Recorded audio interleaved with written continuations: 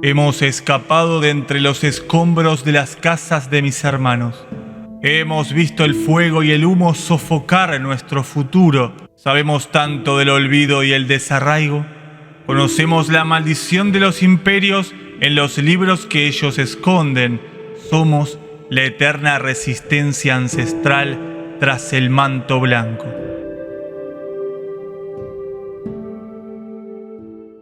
Los mitos helénicos y romanos relativos a la montaña del mundo eran numerosos, pero en épocas posteriores se hicieron más y más confusos.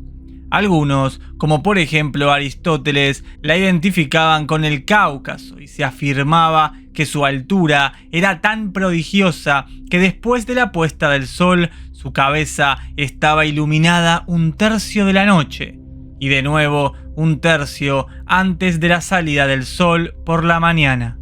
Esta identificación explica la leyenda posterior según la cual, para demostrar su legítimo señorío sobre el mundo, Alejandro Magno arrancó la lanza sin sombra, el eje de la tierra, del pico más alto de los montes Taurus. De YouTube nos confunden.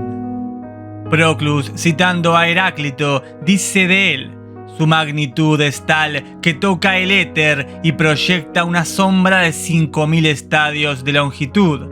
A partir de la 9ª hora del día, el sol es ocultado por él, incluso hasta su perfecta inmersión bajo la tierra. El relato de Estrabón está lleno de rasgos legendarios característicos de un paraíso terrenal. Los olivos eran de una excelencia extraordinaria y había 7 variedades de vino refrescante. Nos informa de que los troncos de las vides a veces eran tan gruesos que 2 hombres apenas podían estrecharse alrededor de uno de ellos. Heródoto describe la montaña como muy afilada y redonda, tan alta además que su cima, dicen, no puede verse, ya que las nubes nunca la abandonan ni en verano ni en invierno.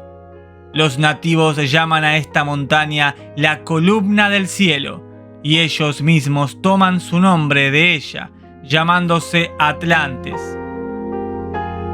Canal de YouTube nos confunden.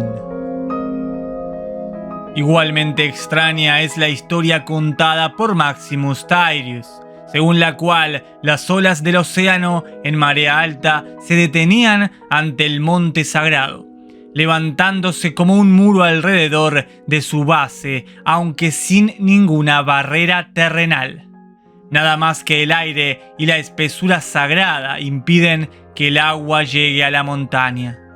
Según otras leyendas antiguas, un río de leche descendía de esta maravillosa altura. Ante tan curiosas historias, Plinio bien describe la montaña como fabulosa. Canal de YouTube nos confunden.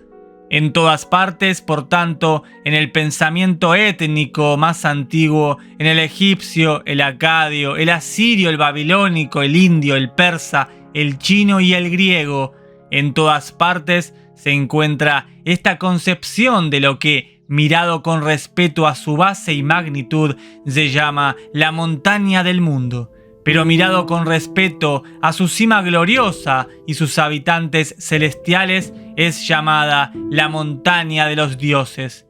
No es necesario proseguir la investigación, ya se ha dicho lo suficiente para justificar la afirmación del Dr. Samuel Beal. Es evidente que esta idea de una elevada montaña central primigenia pertenecía a la raza humana indivisa.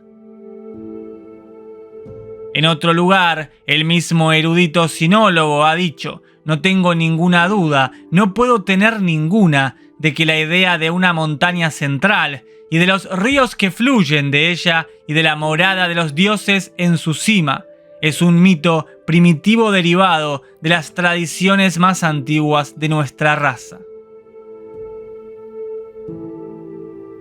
Las ideas de los antiguos sobre el inframundo, es decir, el hemisferio sur de la Tierra más allá del océano ecuatorial, están suficientemente expuestas en el ensayo del autor sobre La morada de los muertos de Homero.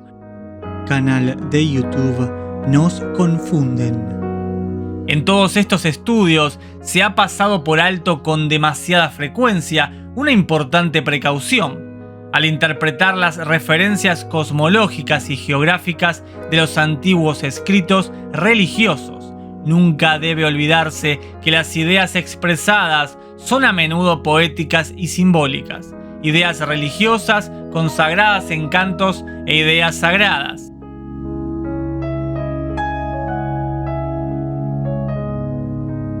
Para concluir este esbozo de la cosmología antigua, se nos plantea natural e inevitablemente otra cuestión. Es la siguiente: ¿cómo se explican el surgimiento y la difusión tan amplia de esta singular visión del mundo? En otras palabras, ¿cómo es posible que los antepasados de las razas y pueblos históricos más antiguos estuvieran de acuerdo en considerar al Polo Norte como la verdadera cumbre de la Tierra y el cielo circumpolar como el verdadero cielo?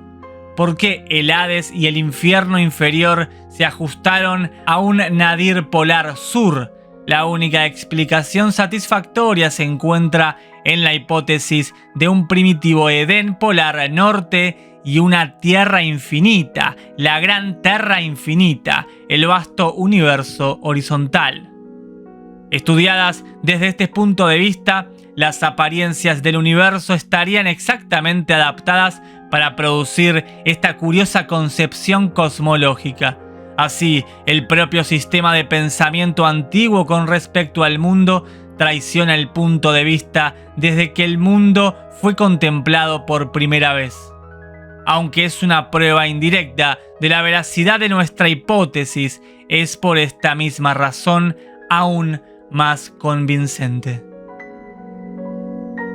Canal de YouTube Nos Confunden.